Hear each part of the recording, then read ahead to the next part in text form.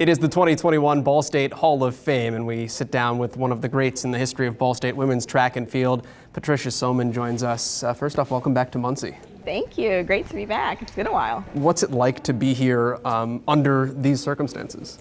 A bit surreal, to tell you the truth, and just incredibly humbling and grateful. Just very grateful. What did you think when you got that phone call that said you're going into the Hall of Fame? It was interesting because Coach Sue Parks was trying to get a hold of me, and I was like, I wonder why it's been years. And so when I got on the phone and she told me, surprise. It was a pretty big surprise, and just really just thankful. What's it mean to you?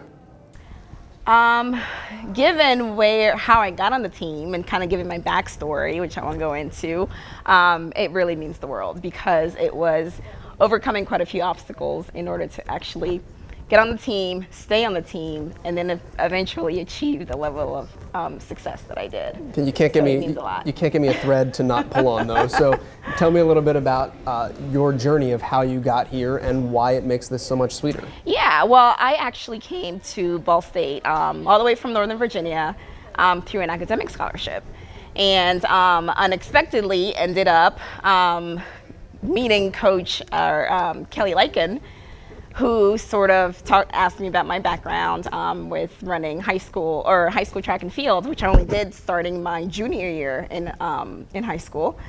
And he kind of invited me to, come on the team and try it out, see if I like it. And if I didn't, no obligation to stay as a walk-on.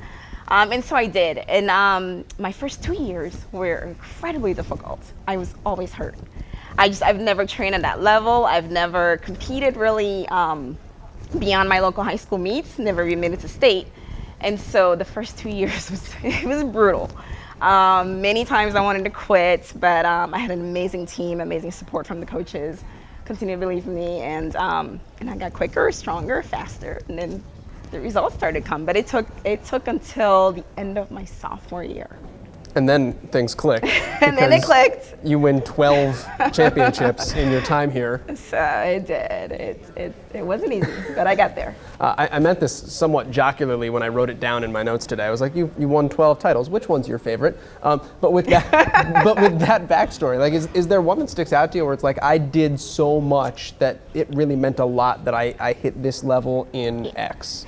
Yeah, I think my very last MAC championship, that outdoor, where I ended up with 4 individual titles, I think that's probably my proudest accomplishment. And I think the mental fortitude that was required for that meet, knowing that I believe I had 6 events, 4 individual ones and 2 relays. And to go from one to the other and still be able to perform and to compete, understanding that this is your last chance, is probably my proudest moment. And then I remember stepping off the track and Coach Parks just looking at me and just giving me the biggest hug. She was like, you did it. That is probably my proudest moment.